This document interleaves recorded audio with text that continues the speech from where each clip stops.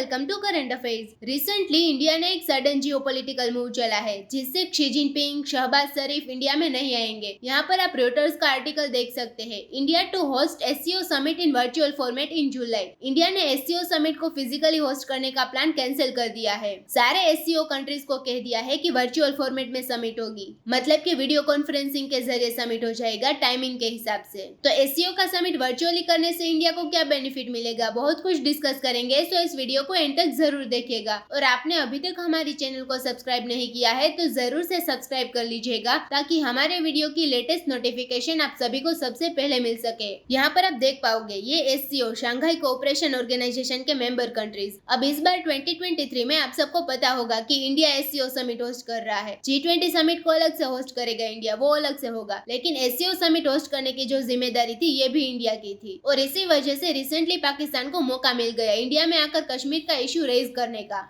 SCO के बहुत से समिट होते हैं, लीडर के अलग समिट होते हैं जहां पर नरेंद्र मोदी जी, शी जिनपिंग, उसके अलग से समिट होता है। उसके अलावा डिफेंस मिनिस्टर के समिट होते हैं, फॉरेन मिनिस्टर्स के भी समिट होते हैं। जो फॉरेन मिनिस्टर का समिट है वो रिसेंटली गोवा में हुआ था और पूरा केओस मच गया। पाकिस्तान के फॉरेन मिनिस्टर इंडिया में आए और इंडिया में आकर उनके सवाल स्टार्ट कर दिए कि G20 समिट कश्मीर में क्यों होस्ट कर रहे हैं, इनका ना कोई G20 से रिलेशन है, कश्मीर इंडिया का इंटीग्रल पार्ट है। और इस इश्यू को लेकर इन्होंने खूब स्टेटमेंट्स दी और फिर ये भी कह दिया कि ये आर्टिकल 370 को वापस लाओ। इंडिया को कैटेगरिकली कहना पड़ा। यहाँ पर आप आर्टिकल में देख सकते हैं कि wake up and smell the coffee. Article 370 अब वापस ना आता, इट इज हिस्ट्री।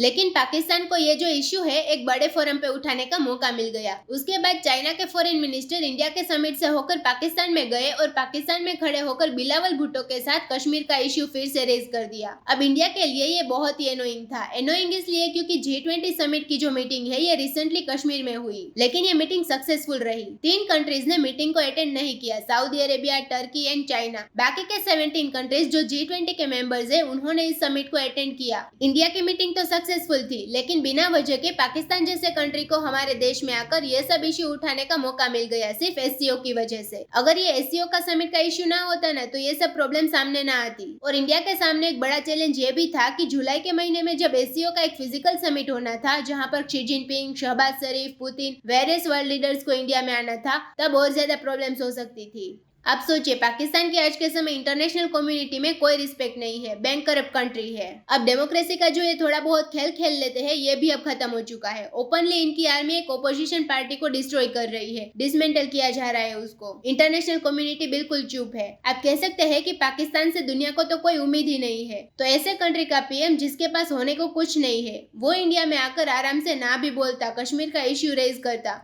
एससीओ में कश्मीर का इश्यू रेज करने का कोई प्रावधान नहीं है, मगर ये कश्मीर के बारे में बोल देते, G20 के बारे में बोल देते। इनके सपोर्ट में तो चाइना भी था। तो हम लोग एससीओ की वजह से इन कंट्रीज को एक मंच दे देते कि हमारे देश में आकर आप कश्मीर का इश्यू रेज करो। इंडिया में कई मीडिया रिपोर्ट में ये पब्लिश हुआ है कि क्या इंडिया एससीओ का टाइम वेस्ट कर रहा है, मतलब एससीओ में रहकर फायदा भी क्या मिलता है। ये सवाल जेन्युइनली इंडिया में रेज होने शुरू हो गए थे। लेकिन एक डिप्लोमेट कौन होता है? एक डिप्लोमेट होता है जो सबसे बढ़िया सोल्यूशन निकाले ट्रिकी सोल्यूशन का। एक इमेच्योर कंट्री होता वो सीधा एससीओ को छोड़ देते। इंडिया ने एक बहुत ही अच्छा स्टेप चला है। इंडिया ने कहा है कि समिट होगा लेकिन वर्चुअली होगा, अपने अपने कंट्री में रह के होगा। मतलब शहबाज शरीफ पाकिस्तान में रहेंगे, वहां से जो भी उनको वीडियो कॉन्फ्रेंसिंग के जरिए बोलना है बोले, कोई ज्यादा मीडिया कवरेज उनको नहीं मिलेगी। नहीं तो अगर पाकिस्तान के पीएम इंडिया में आते तो वो हमारा ही मीडिया का यूज करके इंडिया के अगेंस्ट स्टेटमेंट देते। तो अब ये कुछ नहीं होगा और इंडिया अभी भी एससीओ का पार्ट बना हुआ है। एक तो हमने पाकिस्तान को बिना वजह इंडिया की धरती पर आके कश्मीर का इश्यू रेज करने का मौका मिलता ये छीन लिया, और दूसरी तरफ चाइना को हमने एक चिंता दे दी। एक बात मैं आपको बता दूं, इनका सरकारी मीडिया एक ही टॉपिक पर बार बार आर्टिकल्स पब्लिश कर रहा है कि नाटो प्लस, इंडिया कभी भी नाटो प्लस का मेंबर बन जाएगा। यहाँ पर आप आर्टिकल में देख सकते हैं चाइना को चिंता है कि इंडिया नाटो प्लस में आएगा या नहीं। अगर इंडिया नाटो प्लस का पार्ट बन गया तो चाइना के जियोपॉलिटिकल थिंकर सीधा देखेंगे शी जिनपिंग की तरफ और कहेंगे कि बिना बात के इंडिया के अगेंस्ट जो बॉर्डर पर सोल्जर्स डिप्लॉय कर दिए ये करने की क्या जरूरत थी। अब इंडिया प्रॉपरली नाटो प्लस का मेंबर बन गया। तो इस चीज को लेकर बहुत ही ज्यादा नर्वसनेस है चाइना में, और मीटिंग का जो पैटर्न है ये भी चाइना के लिए बहुत चिंताजनक है। 5 जून को यूएस के डिफेंस सेक्रेटरी लॉयड ऑस्टिन ये आए थे इंडिया में और राजनाथ सिंह जी को मिले। ये इनका 7th इंडो पैसिफिक टूर था।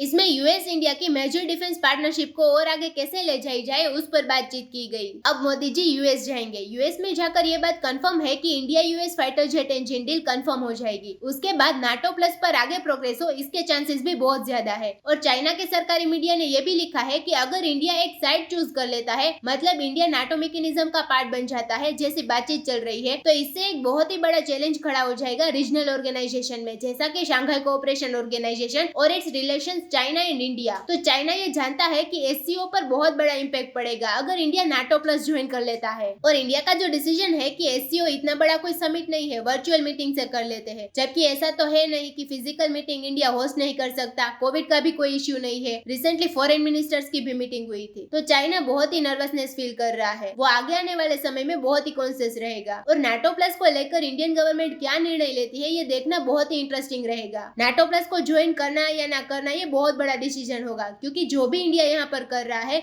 इसका एक बहुत बड़ा इम्पैक्ट पड़ेगा भारत की विदेश नीति पर, भारत की सिक्योरिटी पर आने वाले 10 से 20 सालों तक। तो दोस्तों इसी नोट के साथ वीडियो करते हैं खत्म। उम्मीद है यहाँ पे आपको काफी कुछ जानने को मिला होगा। Thank you for listening.